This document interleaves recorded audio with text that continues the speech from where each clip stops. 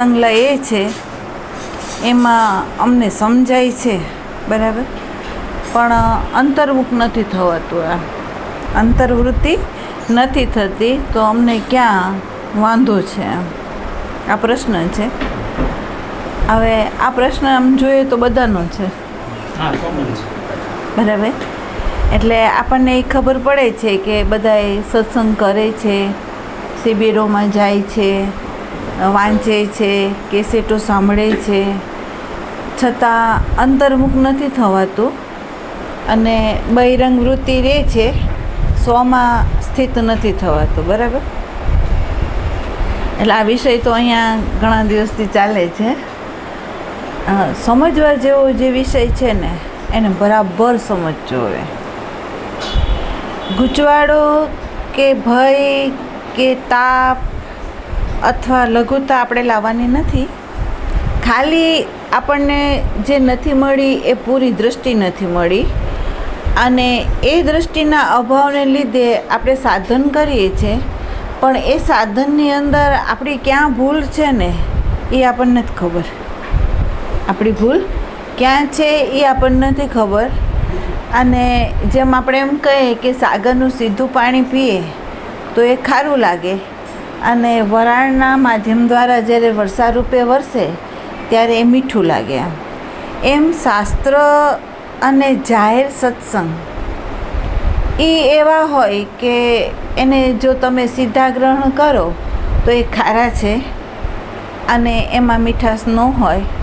મીઠાશ ત્યારે સંભવે કે જ્યારે એવા સદ્ગુરુ હોય કે જે સદ્ગુરુઓ આચાર્યમાં ન હોય, જીવન મુક્ત હોય, અહંકાર રહિત થયા હોય અને પોતાની સ્વસ્થિતિમાં સ્થિત હોય ને એવા જ સદ્ગુરુઓ હોય, તો એ આપણને જ્યાં આપણી ભૂલ છે, જ્યાં શબ્દ નથી જઈ શકતો તે તરફ એનો સંકેત છે, એવા સદ્ગુરુઓ આપણને આપી શકે.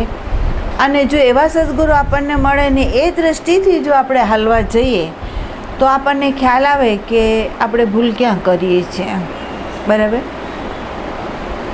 એટલે એ ભૂલ જે છે એ એવી જ વ્યક્તિ બતાવી શકે કે જેણે પ્રેક્ટિકલ જીવનમાં જીવા હોય, એમાંથી એ લોકો નીકળ્યા હોય, અને કેવી રીતે નીકળ્યા છે એનું જ્ઞાન એની પાસે હોય, બધા પાસે ના હોય, બરાબર.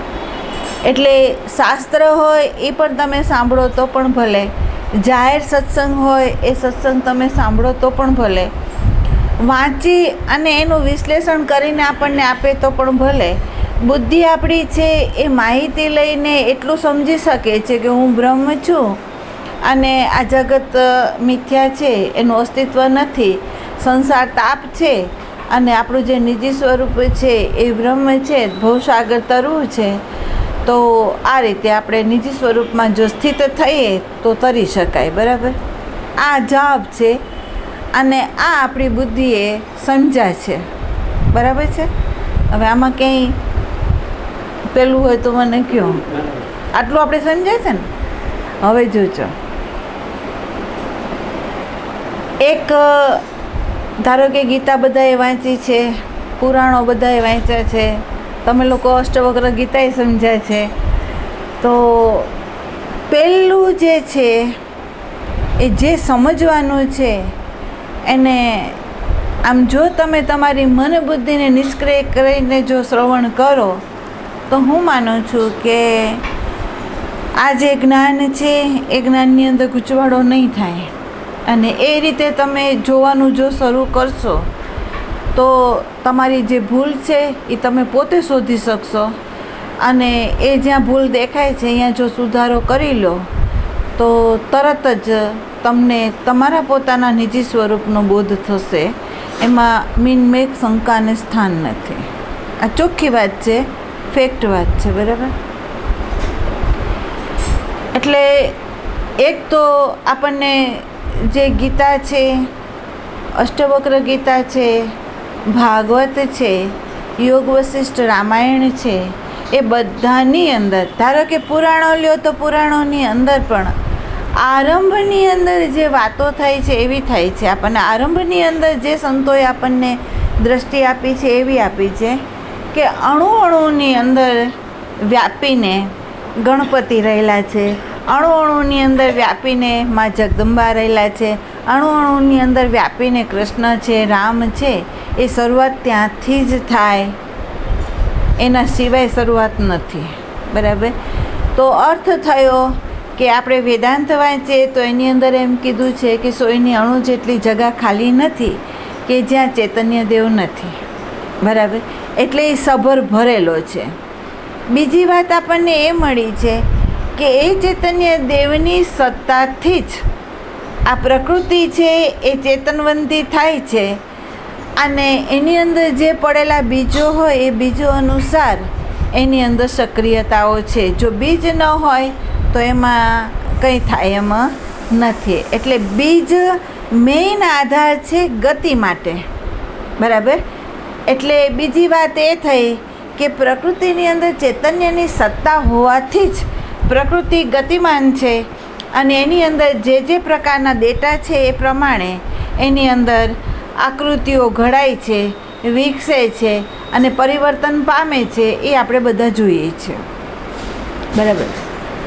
હવે એક બુદ્ધિ આપણને એવી આપવામાં આવી છે કે પ્રકૃતિ જે છે એમાં વિકૃતિ છે, પ્રકૃતિ તાપ છે, પ્રકૃતિ અશુદ્ધ છે. તો આની ઉપર ચોકડી મારી દેજો. પ્રકૃતિ ક્યારેય વિકૃત ન હોય, પ્રકૃતિ ક્યારેય અશુદ્ધ ન હોય, પ્રકૃતિની અંદર કોઈ મલિનતા નથી. જેમ સાગરમાંથી તરંગ કે પરપોટા ફૂટે તો સાગર રૂપ જ હોય, એ સાગરથી અસંગ થઈને એની અંદર કોઈ વિકૃતિ ન વ્યાપે. સાગર જેવો છે એવું જ મોજું છે, એવું જ પરપોટું છે. બરાબર. એમ ચૈતન્યના આધારમાં જે પ્રકૃતિ વિશેષ રૂપે અભિવ્યક્ત થાય છે તો એ પ્રકૃતિની અંદર અશુદ્ધિ સંભવે નહીં, એ શુદ્ધ જ છે. બરાબર. એટલે પ્રકૃતિ શુદ્ધ છે, ચૈતન્ય દેવ શુદ્ધ છે. ચૈતન્યને એકલો મૂકો તો એ પણ અસંગ છે, નિષ્ક્રિય છે, શુદ્ધ છે, એની અંદર કંઈ જ નથી. બરાબર. એમ પ્રકૃતિને તમે એકલી જુદી પાડી દો તો એની અંદર શુદ્ધ છે, નિષ્ક્રિય છે, એની અંદર કોઈ સક્રિયતા નથી, એ શુદ્ધ છે, સ્થિર છે, એની અંદર કાંઈ નથી. બરાબર. પણ જ્યારે પ્રકૃતિ અને ચૈતન્ય બેનું તાદાત્મ્ય થાય છે ત્યારે વિશેષ રૂપે એનું પ્રાગટ્ય દેખાય છે. તો એનું પ્રાગટ્ય વિશેષ રૂપે, જેમ આઈનાની અંદર તમે સામે આવો અને તમારું પ્રતિબિંબ તમે જેવા છો એવું જ પડે, એનાથી વિરુદ્ધ ના પડે. બરાબર. જે અરીસો છે એ અરીસાની અંદર જે તમારા બિંબનું પ્રતિબિંબ પડે છે એ બિંબ ક્યારેય પ્રતિબિંબથી, જે બિંબ છે એ પ્રતિબિંબ એનાથી વિરુદ્ધ ન હોય, એ જેવો બિંબ છે એવું જ એનું પ્રતિબિંબ હોય. એમ ચૈતન્ય દેવની અંદર જે છે અશુદ્ધતા નથી ને શુદ્ધતા છે, વિમલ છે, આનંદ છે, પ્રેમ છે, શાંતિ છે, અખંડતા છે. તો એનું જ પ્રતિબિંબ વિશેષ રૂપે પ્રકૃતિની અંદર ભાસે છે. તો એ વિકૃત કેવી રીતે સંભવે? એની અંદર અશાંતિ કેવી રીતે સંભવે? એની અંદર તમે એમ કહો તો આનંદ સિવાયનું દુઃખ કેવી રીતે સંભવે? એની અંદર ખંડતા કેવી રીતે સંભવે? એમ જેવી રીતે તમને એમ કહેવામાં આવે કે બિંબ છે, સામે અરીસો છે, એ પ્રતિબિંબ છે. અરીસો એક છે, બિંબ ને પ્રતિબિંબ એ એક જ છે. પણ 100 ટુકડા હું કાચના કરું તો એ બિંબ 100 રૂપે થઈ જાય, પણ 100 રૂપે બન્યા નથી, ઉપાધિએ ભાઈસા છે. બરાબર.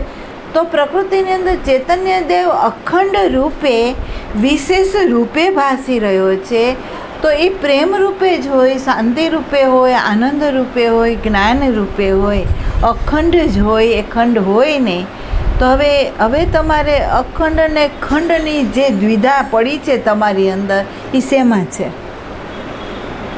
શેમાં આપણને લાગે છે કે આપણને ભવસાગર તરવો છે? શેમાં આપણને લાગે છે કે આપણે આત્યંતિક દુઃખની નિવૃત્તિ જોઈએ છે? શેમાં તમને એમ લાગે છે કે શાંતિ નથી, અશાંતિ છે? શેમાં લાગી રહ્યું છે? એમ એ શોધવું પડે. બરાબર. તો અત્યાર સુધી આપણે જે વાંચીએ છીએ, સાંભળીએ છીએ, એમાં ચૈતન્ય દેવ વ્યાપીને રહ્યો છે એમ કહેવામાં આવ્યું છે. પ્રકૃતિ છે, પ્રકૃતિની અંદર પરિવર્તનશીલતા છે એ આપણને કહેવામાં આવી છે. તો આપણને એક બોધ લઈ લેવો કે પ્રકૃતિ છે એ ચૈતન્યની સત્તાથી ગતિમાન તો થઈ છે. જેમ વિજ્ઞાન દૃષ્ટિએ આપણે એમ કહીએ કે સૂર્યમાંથી અખંડ સૂર્યની અંદરથી ખંડ થઈને અનેક ગોળાઓ નીકળ્યા, પણ એ ગોળાઓ જે નીકળ્યા છે એ ગોળાઓની અંદર સમયે પરિવર્તન થાય છે. એક વિરમે છે, બીજો નીકળે છે, એક વિરમે છે, બીજો નીકળે છે, બરાબર. તો એવી રીતે પ્રકૃતિની અંદર રૂપ અરૂપ એવી રીતે પરિવર્તન થયા કરે છે. પણ ખરેખર તમે જુઓ તો કોઈ એવી વસ્તુ પ્રકૃતિમાં પણ નથી કે જેને આપણે એમ કહીએ નાશ થયો. પ્રકૃતિની અંદર એવી વસ્તુ નથી. જેમ આપણે કહીએ માટીમાંથી ઘડો ઉત્પન્ન થયો, ઘડો ફૂટ્યો તો ઠીકરી થઈને પાછું માટી થઈ ગયું, બરાબર. પણ જેમાંથી ઉત્પન્ન થઈને વિશેષ રૂપે દેખાયું અને એમાંથી પાછું મૂળભૂત સ્વરૂપમાં થઈ વયું ગયું તો આપણે કહી શકીએ કે માટીની પરિવર્તનશીલતા છે પણ નાશ નથી માટીનો, બરાબર. એમ પ્રકૃતિનો નાશ નથી, ક્યાંય પરિવર્તનતા છે પણ નાશ નથી, બરાબર. તો હવે જુઓ તો આ આપણા જે દેહ છે, બરાબર, એ દેહની અંદર તમે જો સ્થૂળ દેહ છે, સૂક્ષ્મ દેહ છે, કારણ દેહ છે, એ ત્રણ જે દેહ છે પ્રકૃતિમાંથી બનેલા છે, બરાબર. અને બનવાનું મૂળ કારણ શું? તો જેમ તમને એમ કહેવામાં આવ્યું કે જો બીજ ના હોય તો કોઈ ગતિ નથી, બરાબર. બીજ છે એટલે ગતિ છે, બરાબર.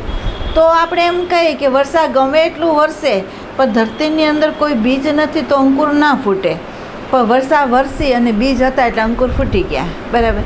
એમાં પ્રકૃતિ અને ચૈતન્યનું તાદાત્મ્ય થવાથી અંદર બીજ હતા એટલે ક્રિયાન્વિત થયું અને ક્રિયાન્વિત થઈને જેવા વાસનાના બીજો હતા એ પ્રમાણે આપણી ગતિ થઈ છે, બરાબર. તો અત્યાર સુધી આપણને બધાને ખબર પડે છે કે ધારો કે જ્યારે સૃષ્ટિનું સર્જન થયું એનો આરંભ ક્યારે થયો, એનો અંત ક્યારે થશે તો એ કોઈને ખબર નથી, બરાબર. કેમ? તો આપણે એમ પણ નહીં કહી શકીએ કે પહેલું ઈંડું કે પહેલું મરઘી, પહેલું બી કે પછી વૃક્ષ, એ નથી ખબર, બરાબર. એટલે જે વ્યક્તિનો જવાબ નથી એ વસ્તુ હોય નહીં, બરાબર. તો આ તો એવું છે કે જ્યારે કોઈ સાધન સામે આવે ત્યારે વિશેષ રૂપે એ પ્રગટ થાય છે. જેમ આપણે કહીએ કે સૂર્ય હોય સામાન્ય રૂપે બધે પ્રકાશ વ્યાપીને રહ્યો હોય, પણ અરીસો મૂકો એટલે વિશેષ રૂપે લાગે, પણ અરીસો મૂકો તો લાગે, અરીસો ન મૂકો તો વિશેષ રૂપે છે જ નહીં, બરાબર. એમ બીજ કારણ છે અને એ કારણ હોય તો વિશેષ રૂપે ગતિ એની થાય છે. તો અર્થ નીકળો કે બીજને કારણે અનેક રૂપો પ્રગટ થાય છે અને એ રૂપો જે પ્રગટ થાય છે એમાં બીજના અનુસાર જ એની ગતિઓ થાય છે અને બીજ જ્યારે પૂરેપૂરું નષ્ટ થઈ જાય તો એ પાછું જ્યો કો ત્યો છે, બરાબર. તો એ બીજ ઉત્પન્ન થવાનો માનવ શરીરમાં જ કેમ છે? માનવ શરીરની અંદર જ કેમ છે? પશુ પક્ષીઓથી માંડીને જીવાંતથી માંડીને એની અંદર પ્રાણ ઉર્જા કામ કરતી હતી, જેની અંદર ચિત્ત ઉર્જા કામ નથી કરતી, એટલે એની અંદર અહંકાર હતો નહીં, કર્તૃત્વ ભાવ નહોતો, હેતુ જ્યાં હતો નહીં, શરીરની જેટલી આવશ્યકતા હતી એટલી જ પ્રાણ ઉર્જાની ગતિ હતી, એટલે એની અંદર અહંકાર ઉત્પન્ન થયો નહીં.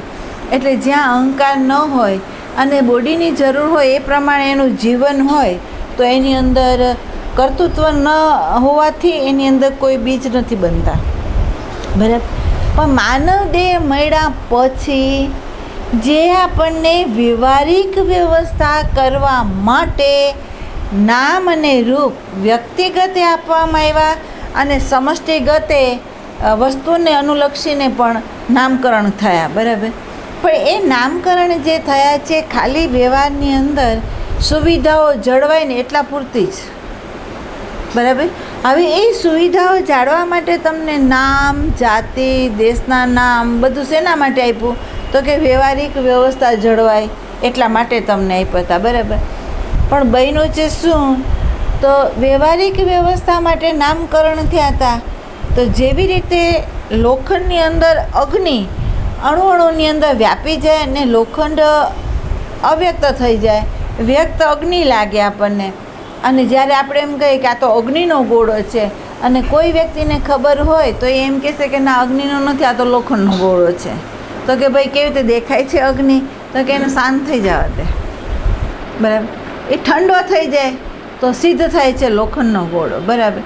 એવી જ રીતે આ બોડીની અંદર ચૈતન્ય દેવની સત્તાથી આખી બોડીની એક એક કોષ ચેતનવંતા થઈ ગયા છે અને આ બોડી ચેતનવંતું થઈને ક્રિયાન્વિત થાય છે. એટલે આપણને દેખાય છે કે આ બોડી ચેતન છે. હકીકતમાં આ બોડીમાં ચેતન નથી, બરાબર. ચેતનની સત્તાથી ચેતનવંતું છે, બરાબર. જો આમાંથી ચેતનની સત્તા ના હોય તો આ નિષ્ક્રિય છે, એ આપણને ખબર છે, બરાબર. તો હવે તમે જુઓ કે જે આપણી સૂક્ષ્મ બોડી છે એ ચેતનની સત્તાને ઝીલે છે, બરાબર. અને એ ઝીલીને આ બોડીને સક્રિય કરે છે અને સક્રિય કરીને વ્યવહારિક વ્યવસ્થામાં એ નાખે છે. ત્યારે આપણને એમ લાગે છે કે દેહ સત્ય છે અને જે અવ્યક્ત છે એને આપણે સ્વીકારતા નથી, જે વ્યક્ત છે એને આપણે સત્ય માની રહ્યા છીએ, બરાબર.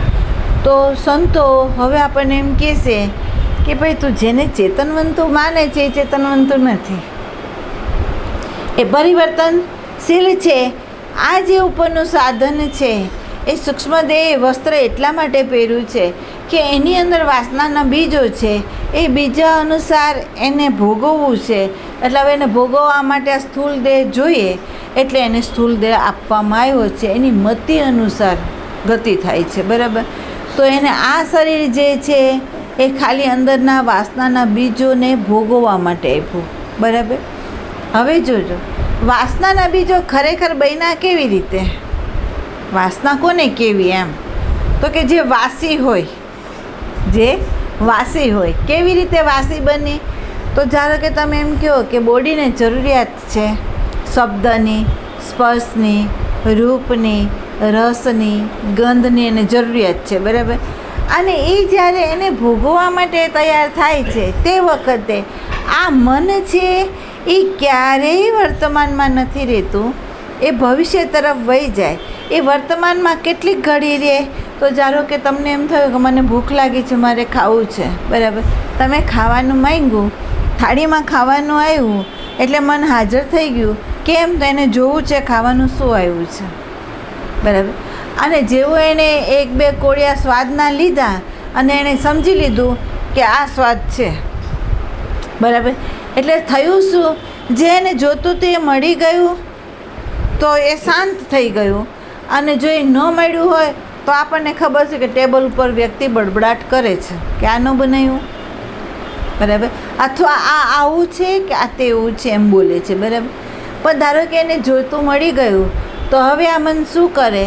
તો કે થોડી વાર એની અંદર હાજર રહીને એનો ભોગ ભોગવે છે, પણ બીજી ક્ષણે એ ભવિષ્ય તરફ વયું જાય છે અને જે નથી મળ્યું એની માંગ કરે છે. એટલે અહીંયા આ શરીર યંત્રવત ખાવાનું ખાય છે અને યંત્રવત ખાવાનું ખાય છે એટલે એનર્જી વપરાય છે. અને બીજું એક છે કે મન જે વયું ગયું ને એને આ ખાવાની અંદર તૃપ્તિ ન થઈ. કેમ? તો એ હાજર રહીને એને ભોગ ન ભોગવ્યું એટલે અતૃપ્તિ રહી ગઈ. અને અતૃપ્તિ રહી ગઈ એટલે એમ કે આજે જે ખાવાનું બનાવ્યું હતું ને પાછું કોક દી બનાવજો, આ મને બહુ ભાવ્યું, બરાબર. એટલે બીજી વાર ભોગવવાની જે ઈચ્છા મને કરીને એ વાસનાનું રૂપ લીધું, એ વાસના બની ગઈ, બરાબર. તો વાસનાની શરૂઆત ક્યાંથી થઈ? તો પશુ પક્ષીઓ વર્તમાનમાં ભોગવતા હતા અને આપણું આ મન છે એ ભૂતકાળની સ્મૃતિ લઈને વર્તમાનની અંદર શબ્દ, સ્પર્શ, રૂપ, રસ, ગંધની અંદર આવે છે. અનુકૂળતા હોય તો આનંદમાં આવી જાય છે, પ્રતિકૂળતા હોય તે દુઃખને અભિવ્યક્ત કરે છે અને જે અભિવ્યક્ત કરે છે એમાં ક્ષણવાર રહે છે. પછી જે વસ્તુનો અભાવ હોય એની એ માંગ કરે એટલે ભવિષ્ય તરફ વયું જાય છે, બરાબર. એટલે દરેક વસ્તુની અંદર અધૂરપ જીવને રહી. કેમ? તો એ વર્તમાનમાં પૂરેપૂરી હાજરીપૂર્વક એ ભોગવતો નથી એટલે, બરાબર, એટલે બીજ પડ્યા. બરાબર, હવે આ બીજની અંદર આપણે વર્તમાનની અંદર આવીને જાગૃતિ રાખવાની છે. અત્યાર સુધી અજ્ઞાનને કારણે આ ઘટનાઓ ઘટી ગઈ, અનેક પ્રકારના બીજો આપણી અંદર સ્થાપિત થઈ ગયા છે, અને આ સૂક્ષ્મ બોડી છે એ યાત્રાઓની એની ચાલુઓ છે. આપણને નથી ખબર કે પશુ યોનિઓમાંથી આપણું પહેલું માનવ શરીર આવ્યું છે કે આ માનવ શરીરની અંદર આપણે 3-4 જન્મ લઈ લીધા છે, એ નથી ખબર. અત્યારે ખબર છે કે અત્યારે માનવ શરીરમાં છીએ આપણે. બરાબર, હવે માનવ શરીરમાં છે તો સંતો કહે છે ચૈતન્ય તો પ્રાપ્ત છે. બરાબર, પ્રકૃતિ નિર્દોષ છે. બરાબર, તો દોષિત બને છે ક્યાંથી? તો કે જે મન છે એ સંસ્કાર સાથે જો તાદાત્મ્ય થાય, સ્મૃતિ સાથે જો એ તાદાત્મ્ય થાય, તો સમજી લેવાનું કે એની અંદર વિકૃતિ આવી છે, એની અંદર ગોટાળો શરૂ થયો છે, એની અંદર હેતુ આવી ગયો. હેતુ આવી ગયો એટલે ફળ ઊભા થઈ જશે. બરાબર, તો સંતો કહે છે કે અહીંયા ગોટાળો થાય છે. ક્યાં? તો કે જે 5 વિષયોને ભોગવવા માટે 5 જ્ઞાન ઇન્દ્રિયો જ્યારે તત્પર થાય છે, ત્યારે હોશમાં રહ્યો અને જુઓ કે એને સ્મૃતિ અને સંસ્કારની સાથે તાદાત્મ્ય થઈને એમાં પ્રવેશ નથી કરતો ને. જો એની સાથે એ પ્રવેશ કરશે તો એની અધૂરપ ને બધું રહેશે, એ કંઈ નહીં કરી શકે. પણ જો એની સાથે તાદાત્મ્ય થયા વગર એ જ્યારે બહિરંગ પ્રવેશ કરશે તો એ છાપ અંદર જે હશે એ બહાર નીકળી જશે. બહારની છાપ અંદર આવશે નહીં, કારણ કે એ દ્રષ્ટાની સાથે તાદાત્મ્ય થઈને નીકળે છે, એટલે પૂરેપૂરી જોવાની ક્ષમતા એની અંદર છે. બરાબર, હવે જોજો કે જે સાધન છે એ આપણું મન, બુદ્ધિ ને ચિત્ત છે. સાધન છે આ. સંતાપ શેમાં છે? આમાં. ભવસાગર તરવું કોને છે? તો કે આને તરવું છે. કોને? આ સૂક્ષ્મ શરીરને. બરાબર, આત્માને નહીં. આ ધ્યાન દેજો, આત્મા તો તરેલો જ છે, એ ક્યાંય ભટકાયેલો નથી, એના માટે કોઈ ભવસાગર નથી. આ શરીર છે એના માટે ભવસાગર નથી. આ સૂક્ષ્મ દેહ જે છે એમાં જ ગળમથલ છે. બરાબર, આ સૂક્ષ્મ દેહ જો ચેતનથી સત્તાધીશ થતું હોય, બરાબર, તો એ સાધન અજ્ઞાનના જ્ઞાતમાંથી, એટલે અજ્ઞાન સહિતનું જે જ્ઞાન છે, જેમાં વિશેષ જ્ઞાન નથી પ્રગટ થયું. વિશેષ જ્ઞાન એટલે અહંકારનું કેન્દ્ર છોડીને જ્યાં દ્રષ્ટા હજી પ્રગટ નથી થયો, ત્યાં સુધી આ અહંકારના કેન્દ્રમાંથી જે વ્યક્તિ સાધના કરશે એ સાધનામાં સફળ થશે ખરો? એને મળશે શું? તો કે અહંકાર જે સાધના કરવા તત્પર થશે એને જેટલી માહિતી છે ને એનું સાધન લઈને થશે. બરાબર, તો માહિતીનું સાધન લઈને જો એ થાય તો એને ફળ શું મળશે? તો કે પ્રકૃતિનું જ્ઞાન છે, અને પ્રકૃતિ સત્ય છે એવું ભાન છે, અને એ ભાન રાખીને જ્યારે આ અંતઃકરણ જો સાધના કરવા જાય તો એ મંત્ર કરે તોય ભલે, ધ્યાન કરે તોય ભલે, એ શાસ્ત્રનું અધ્યયન કરે તો પણ ભલે, એ મેળવશે શું? તો કે પ્રકૃતિનું ઐશ્વર્ય, આત્મા નહીં. બરાબર, અને પ્રકૃતિનું ઐશ્વર્ય કેવું છે? તો કાળે કરીને નષ્ટ થાય એવું છે, એ અખંડ નથી. બરાબર, જે વિશેષ રૂપે અનુભવ થાય છે એ અખંડ નથી, એ ઉપાધિને કારણે છે. બરાબર, તો અહીંયા આપણી સજાગતા નથી કે આ મનના માધ્યમ દ્વારા, ચિત્તના માધ્યમ દ્વારા આપણે કંઈ પણ કરવા જશું તો એ જે સાધન છે એ આત્માને પ્રાપ્ત કરી શકશે ખરો? પ્રશ્ન અહીંયા ઉઠાવો. અરીસામાં પડતું પ્રતિબિંબ હોય, એ પ્રતિબિંબ બિંબને જોવે કે બિંબ હોય એ પ્રતિબિંબને જોવે? બિંબ જોવે ને. તમે કોઈ વ્યક્તિ એમ કે પ્રતિબિંબ બિંબને જોશે તો એ સત્ય છે ખરું? નહીં ને. તો હવે તમે દ્રષ્ટા સ્વરૂપ છો, તો તમે અહંકારને પ્રકાશશો કે અહંકાર સત્તાધીશને પ્રકાશશે?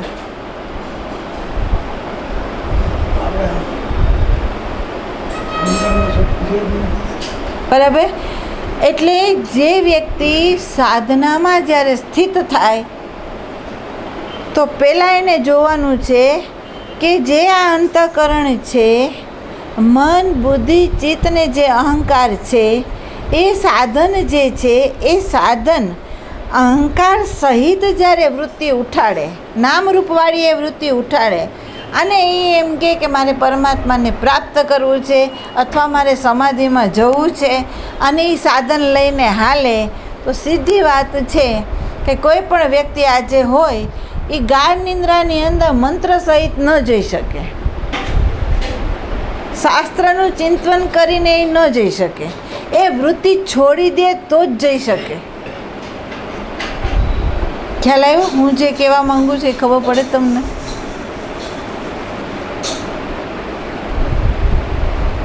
ગાઢ નિંદ્રામાં તમારે સૂવા જવું છે, બરાબર? તમે ઓમકારનો જપ કરો છો તો ઓમકારના જપ સહિત વૃત્તિ ઊભી રહે તો ગાઢ નિંદ્રા આવે ખરી? તમને ખબર છે કે ઓમકારનો જપ કરતાં એક એવી સ્થિતિ આવે કે એ વૃત્તિ છૂટવા માંગે, બરાબર? આમ ગાઢ નિંદ્રા તૈયાર થઈ જાય આપણી, અને જેવી આપણે સૂવા જઈએ એટલે એ વૃત્તિ છૂટવા માંગે, ઓમકારને છોડવા માંગે, બરાબર? અને જો સાધક એને પકડવા માંગે તો એને નિંદર ના આવે, એને છોડી દેવી પડે. છોડી દે તો એને ત્યાં બોધ થાય છે કે આ વૃત્તિને હું પકડી રાખું છું ને તો મારું નિજી સ્વરૂપ નથી, અને છોડી દઉં છું તો હું મારા નિજીમાં જ છું. આને હું છોડી દઉં તો મારા નિજીમાં છું, બરાબર? અને જે વ્યક્તિ નિજીમાં ગઈ એ વ્યક્તિને ભાન થયું કે મેં કંઈ ન જાણ્યું અને સુખેથી સૂતો, આ બેય ભાન થયું. મેં કંઈ ન જાણ્યું, હું સુખેથી સૂતો, એ બે એને ભાન થયું, બરાબર? તો હવે વિચાર કરો કે જે દ્રષ્ટામાંથી વિશેષ રૂપે જે વૃત્તિ ઉઠે, દ્રષ્ટામાંથી જે વિશેષ રૂપે વૃત્તિ ઉઠે એ અહંકારને પ્રકાશે. જોજો, એ અહંકારને પ્રકાશે, એને અહંકારના હેતુની ખબર પડે, અને હેતુ સહિત જાય તો એના તાપની એને ખબર પડે, અને બીજું એ ખબર પડે એ કે આને હું પ્રકાશું છું, મારામાં નથી. આ બે એને ખબર પડે. પણ ક્યારે ખબર પડે? તો એ દ્રષ્ટામાં ઊભો હોય તો, નહીં તો એને ન ખબર પડે, બરાબર? એટલે આપણું જે વિશેષ રૂપે ચૈતન્યનું જે પ્રકાશવું છે ને, એની આડે આ અહંકાર સક્રિય છે, એ નિષ્ક્રિય નથી થતો. એટલે થાય છે શું કે આપણને અહંકારનું જ મૂળભૂત સ્વરૂપ જોવા નથી મળતું, બરાબર? એટલે અહીંયા એવું બનશે કે જે વ્યક્તિ ધ્યાનમાં જશે, જે વ્યક્તિ અંતરંગ જશે, એને પહેલો બોધ એ થશે કે મારું બોડી સ્થિર નથી રહેતું. ધારો કે આમ આસનમાં મારે અડધો કલાક બેસવું છે તો મારે પગ ફરિયાદ કરે છે, મારી કેળ ફરિયાદ કરે છે, મારું બધું ફરિયાદ થાય છે, બરાબર? બહારના ઘોંઘાટો કર્ણ ઇન્દ્રિયો બતાવે છે તો એ એને ખબર પડે છે, બરાબર? તો એ ખબર પડે છે, કોને પડે છે? તો આપણને ખબર પડે છે, બરાબર? તો આપણે દ્રષ્ટામાં ઊભા છે, આપણે ત્યાં જ ઊભું રહેવાનું છે. આની ખબર પડીને કે શરીર સ્થિર નથી, પછી અંદર ભાવોની વિકૃતિઓ આવી તો એ ખબર કોને પડી? આપણને પડી, બરાબર? અંદર વિચારોની હારમાળાઓ હાલે છે, ખબર કોને પડી? આપણને ખબર પડી, બરાબર? તો અંતઃકરણની અંદર આપણને જે ખબર પડે છે તે, એ ખબર પડ્યા પછી તમે જાણી લીધું કે આમાં આ છે અને આ મારાથી જુદું છે, તો આમાં જે હોય એ તમને નડે કેવી રીતે? તમે અહીંયા ઊભા છો, અરીસો હલતો હોય તોય ભલે, અરીસોની અંદર પડદો પડી જાય તો પણ ભલે, અરીસોની અંદર તમારું પ્રતિબિંબ દેખાતું બંધ થઈ જાય તો પણ ભલે, તમને શું પ્રોબ્લેમ છે? અરીસામાં છે, બરાબર? એટલે એમ કહે છે કે મેરું તો ડગે પણ જેના મનડા ડગે નહીં પાનબાઈ. એમ કેણે કીધું? તો ગંગા સતી એમ બોલ્યા કે આ અંતઃકરણ પાત્ર છે, આ અંતઃકરણની અંદર જે સાધન પરમાત્માએ આપેલું છે આપણને, એને આપણી તરફ કરો તો આપણું પ્રતિબિંબ એ પાડશે, જગત તરફ કરશો તો એ જગતનું પ્રતિબિંબ પાડશે. તમારે આ અંતઃકરણને રાખવું છે કે બાજુ? તો કે દ્રષ્ટા બાજુ રાખો બરાબર. દ્રષ્ટા બાજુ રાખશો તો એ દ્રષ્ટાનો અનુભવ બતાવશે, દ્રષ્ટાનું પ્રતિબિંબ એ પાડશે, બરાબર. અને દ્રષ્ટા કેવો છે તો કે શાંતિ સ્વરૂપ છે, પ્રેમ સ્વરૂપ છે, આનંદ સ્વરૂપ છે, અખંડ સ્વરૂપ છે, દિવ્ય સ્વરૂપ છે, પ્રકાશ સ્વરૂપ છે. તો એ અરીસો આપણને બતાવશે આ અંતઃકરણ, બરાબર. અને તમે આમ રાખશો જગત તરફ તો એ જગતનું બતાવશે, બરાબર. તો અંતઃકરણ જે છે એને કઈ દિશાઓ આપવી, વૃત્તિને કેનો સંગ કરાવવો એ તમારા હાથમાં છે. અને સંતો આપણને દૃષ્ટિ આપે છે કે એને દ્રષ્ટાની સાથે જોડો, બરાબર. એને નામ રૂપવાળા અહંકાર સાથે નહીં જોડો, બરાબર. જો તમે એની સાથે જોડશો તો એ એવી પ્રવૃત્તિઓ બતાવશે, અને જો તમે આની સાથે જોડશો તો ધીમે ધીમે ધીમે ધીમે પરમાત્મા સિવાય કંઈ જ નહીં રહે, બરાબર. એટલે આપણને ખબર છે કે જેમ અર્જુનને કહેવામાં આવ્યું,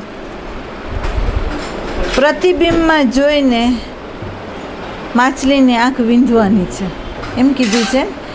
તો એમ કહે છે કે આપણા પોતાના જ અંતઃકરણની અંદર આપણું જ પ્રતિબિંબ જોઈને આપણે ચૈતન્યને સમજવાનું છે, આપણે દ્રષ્ટા સ્વરૂપ છે એને સમજવાનું છે, બરાબર. તો અહીંયા સ્થિર રહેવાનું છે. અને એ તમે બરાબર જો સમજી લો તો આપણને એક જ વસ્તુ છે કે વિકૃતિ મનમાં ન કહેવાય, પણ મન જ્યારે સંસ્કાર સાથે તાદાત્મ્ય થાય ત્યારે આપણે એ મનને અશુદ્ધ કીધું છે. અને જો એની સાથે તાદાત્મ્ય ન હોય અને દ્રષ્ટા સાથે હોય તો એ મન શુદ્ધ જ છે. હવે તમારે મનને સંસ્કાર સાથે રંગીને બહાર નીકળવું છે કે દ્રષ્ટા સાથે રંગીને એને બહાર કાઢવું છે એ તમારા હાથમાં છે, બરાબર. તો ક્યાં ઊભું રહેવું એ તમે જુઓ. પછી જીવનયાત્રા છે, એ જીવનયાત્રામાં ક્યાંય વિકૃતિ નથી, જીવનયાત્રા ગતિમાન જ છે. જીવનયાત્રા છે એની રીતે ચાલે છે. જેમ આપણે એમ કહીએ કે કોઈ પણ ધારા હોય ચાલતી હોય અને એ ધારાની અંદર કોઈ વસ્તુ તણાતી હોય, બરાબર. એ ધારા છોડી દે તો કિનારે ફેંકાઈ જાય, બરાબર. પણ એ ધારા એ જો ચાલ્યું જાય તો એ સાગરમાં વયું જાય, બરાબર. સાધક સત્સંગ કરે, સાધક શિબિરો કરે, અમુક વ્યક્તિ હોય સંસારમાં હોય અને અધકચરું સમજ્યા હોય, પૂરી દ્રષ્ટિએ એને મળી ન હોય તો એ કરે શું ખબર કે જે જીવનની પ્રારબ્ધ અનુસારની યાત્રા આરંભથી તે અંત સુધીની ડેટા ફિટ છે, બરાબર. અને એ યાત્રાની અંદર તમને જે રોલ આપવામાં આવ્યો છે એ રોલમાં જ તમારે ચાલવાનું છે, એ રોલની બહાર ક્યાંય નથી જવાનું, બરાબર. અને ગીતાની અંદર કીધું છે કે પર ધર્મ ભયાવહ, બીજો ધર્મ લેવા જશો તો ભય થશે. તો હવે તમે જ્યાં છો, બરાબર, અને તમારે ધર્મને શોધવો છે તો તમારે ક્યાં જવાનું છે તો કે આ ધારા જીવનયાત્રા જે ચાલે છે એમાં ચાલો, દ્રષ્ટિ રાખો દ્રષ્ટામાં, અને દ્રષ્ટામાં રાખીને વૃત્તિને બહાર કાઢો. સુરતા એમાં રાખીને જો તમે વ્યવહારમાં વેસો તો તમારા અંદર રહેલા જે વાસનાના બીજો છે એને તમે જોઈ શકશો અને કાઢી શકશો. કારણ કે અંકુર એ ફોડાવે છે, અંકુર એ ફોડીને આપણને બતાવે છે કે તારી અંદર કામ છે, ક્રોધ છે, લોભ છે, મોહ છે, બધું બતાવે છે, બરાબર. તો એ બતાવે તો આપણે એને જોઈ શકીએ છીએ અને આપણે કાઢી શકીએ છીએ, બરાબર. અને જ્ઞાન દ્રષ્ટિ કોણ આપે છે તો કે સદગુરુ છે, એ આપણને જ્ઞાન દ્રષ્ટિ આપે છે કે જે દ્રષ્ટિ લઈને આપણે હાલવાનું છે, બરાબર. એટલે કાપ કૂપ ક્યાંય નથી કરવાની, જ્યાં સભાન રહેવાનું છે અહીંયા જ સભાન રહો. ચિત્તવૃત્તિ જેવી ઉઠે ને એટલે જોઈ લો કે સંસ્કાર સાથે કે સ્મૃતિ સાથે તાદાત્મ્ય થઈને તો નથી જતી ને, એ જોઈ લો. અને જુઓ ત્યારે સંબંધમાં જુઓ તોય ભલે, વિષયોમાં જાઓ તોય ભલે, પણ સંસ્કાર ને સ્મૃતિ સાથે જશે તો એ નામકરણ કરશે અને એના વિશેષણો એ બતાવશે, અભિપ્રાય એ બતાવશે. પણ જો તમે સંસ્કાર રહી જાઓ તો જેમ બાળક છે એ નિર્દોષ થઈને કેમ બધાની જોડે પ્રેમથી વહે છે, એની અંદર રાગે નથી આવતા અને દ્વેષે નથી આવતા, એમ આપણી અંદર એ નહીં આવે. કારણ કે આપણને ખબર શું પડશે કે બધાની અંદર અખંડ રૂપે ચૈતન્ય દેવ જ વિશેષ રૂપે વ્યાપેલો છે, બરાબર. અને નામરૂપ તો ભલે બધાના જુદા જુદા હોય અને બધાના સંસ્કારો જુદા જુદા હોય અને સંસ્કાર અનુસાર ટેપો વાગતી હોય, એમાં આપણને શું પ્રોબ્લેમ છે? બરાબર. તો આપણને એક વસ્તુ ધ્યાન દેવાની, મન બુદ્ધિએ જાણેલું જ્ઞાન, મન બુદ્ધિ એ જાણેલું જે જ્ઞાન છે એ જ્ઞાનમાં તાકાત નથી કે આપણા અજ્ઞાનને કાઢી શકે. હા, લખી લેજો શબ્દ, એની તાકાત નથી કે તમારા અજ્ઞાનને કાઢી શકે. બરાબર. અજ્ઞાનને એ જ દૂર કરી શકે જો દ્રષ્ટાના કિરણમાંથી પ્રકાશ આવે તો. દ્રષ્ટાના કિરણમાંથી જો પ્રકાશ સીધો એની ઉપર આવે તો એની તાકાત છે કે તમારા અજ્ઞાનને દૂર કરી શકે, બીજાની નહીં. એટલે આ ચોખ્ખી વાત છે. તમને ખ્યાલ હોય તો એમ કહેવામાં આવ્યું છે કે એક વખત દુર્વાસા એમ કે પશુની ઉપર ચોપડાઓ નાખીને જઈ રહ્યા હતા, ત્યારે માતા પાર્વતીએ કહ્યું કે આ કોણ જઈ રહ્યું છે એમ. એટલે ભગવાને એમ કહ્યું કે ભાઈ આ ઋષિ દુર્વાસા જઈ રહ્યા છે, પણ એ ગધેડા જેટલો ભાર લઈને જઈ રહ્યા છે. બરાબર. એટલે એ ભાર ઊંચકીને જઈ રહ્યા છે, મુક્તતાથી નથી જઈ રહ્યા. કેમ? એમ કેમ કીધું? તો કે ભાઈ એણે શાસ્ત્રનો ભાર લીધો છે, શાસ્ત્રનો આધાર છે. બરાબર. અહીંયા જુદું છે કે શાસ્ત્રના આધારે જીવન નથી, પણ મારા આધારે શાસ્ત્ર છે, દ્રષ્ટાના આધારે શાસ્ત્ર છે. શાસ્ત્રના આધારે દ્રષ્ટા ક્યારેય સંભવે નહીં. બરાબર. એટલે ગમે એટલા પુસ્તકો તમે વાંચી લો, કંઠસ્થ કરી લો, વ્યાસપીઠ ઉપર પ્રવચન કરી લો, ગમે એટલા એક્ઝામો આપી દો, ગમે એટલી ડિગ્રી લઈ લ્યો, પણ આ જ્ઞાનની તાકાત નથી કે જે તમારા અહંકારને દૂર કરી શકે. બરાબર. અહંકારને નિષ્ક્રિય કરવાનો છે ને કરવાનો. અને પરમાત્મા કહે છે કે જેના અંતઃકરણની અંદર હું સારથી રૂપે પ્રગટ થાઉં છું, હું જ્યારે એની પર કૃપા કરું છું ત્યારે મારો ખોરાક અહંકાર બની જાય છે, ત્યારે બને છે. આમ જ્યાં સુધી તમારી અંદર દ્રષ્ટા ન પ્રગટ થાય, તમે કેવી રીતે કહી શકો કે હું અહંકારથી છૂટો થવા જાઉં છું? કેવી રીતે કહેશો? કેવી રીતે સાધનાની શરૂઆત થઈ એમ તમે બોલશો? સાધના એને કહેવાય કે જે દ્રષ્ટાને સાધે, જે દ્રષ્ટાને સાધે અને અહંકારને ગૌણ કરી દે, જે દ્રષ્ટાને પોષે એવી પ્રવૃત્તિ કરે અને જે અહંકારને પોષતી જે પ્રવૃત્તિ હોય એને છોડી દે, તો સમજી લેવાનું કે એની સાધનાની શરૂઆત થઈ. જેને આત્મા મૂલ્ય બને અને બાકી અહંકાર એના માટે ગુણ બની જાય, તો સમજી લેવાનું કે આ સાધક છે એ હવે સાધનાના પંથે છે. બરાબર.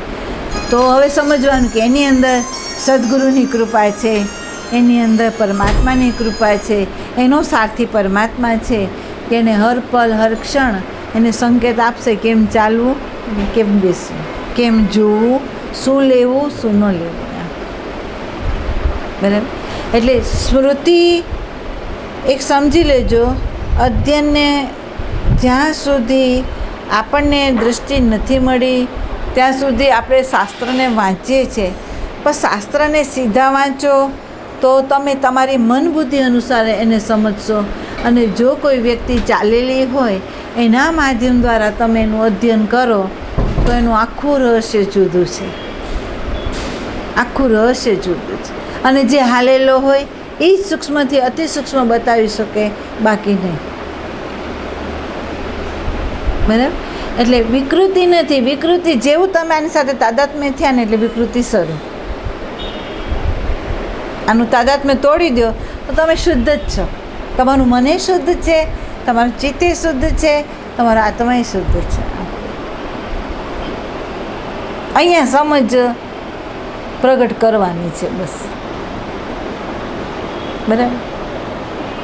જેમ આ લોકોને કહ્યું કે કરોડોપતિનો બંગલો હોય તો એ બહારગામ જાય ચોકીદાર રાખે, બહારગામ જાય ને ચોકીદાર રાખે. અને ચોકીદાર એટલા માટે રાખે કે કોણ આવે છે કોણ જાય છે ને એ જુએ, અને કોઈ એવું નથી આવતો ને જે ચોરી કરીને લઈ જાય.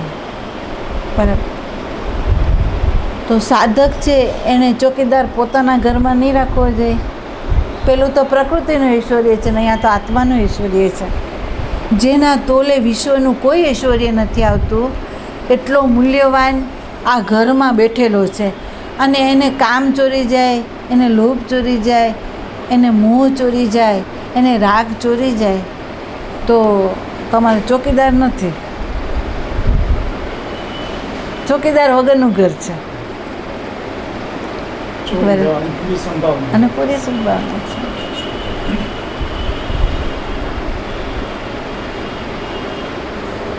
જોજો એમ કે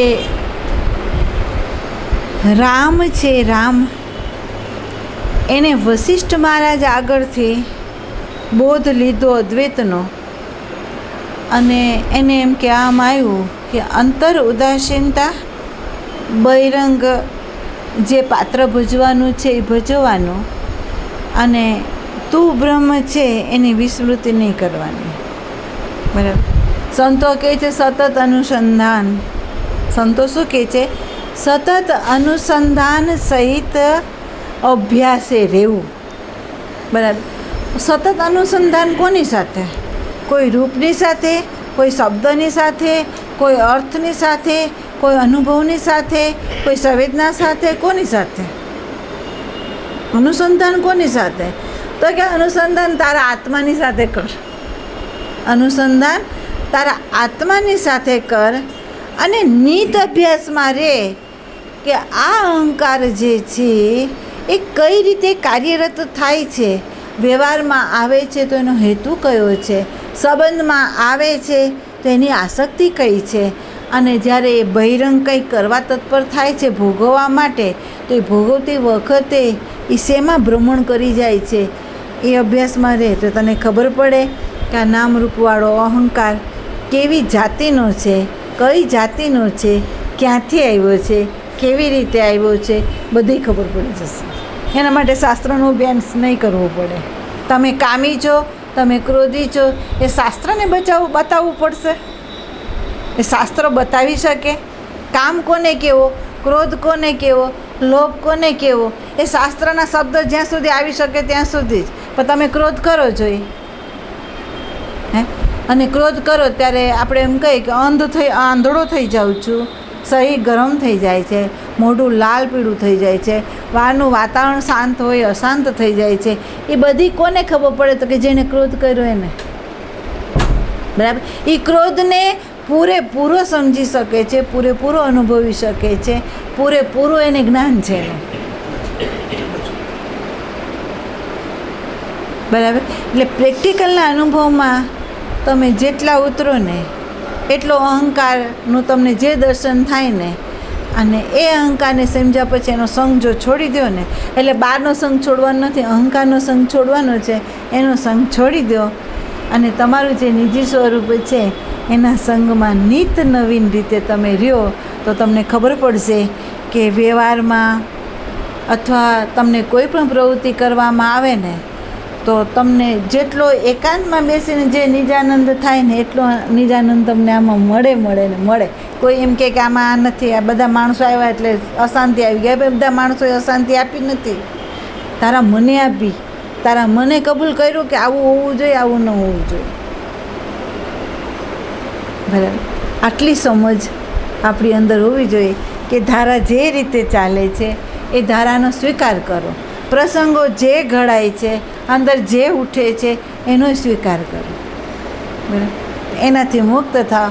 એને આપણે એનર્જી આપવી નથી. આપણે બિંબ છે, આપણે પ્રતિબિંબ નથી. બસ એટલી સમજ રાખો. બરાબર.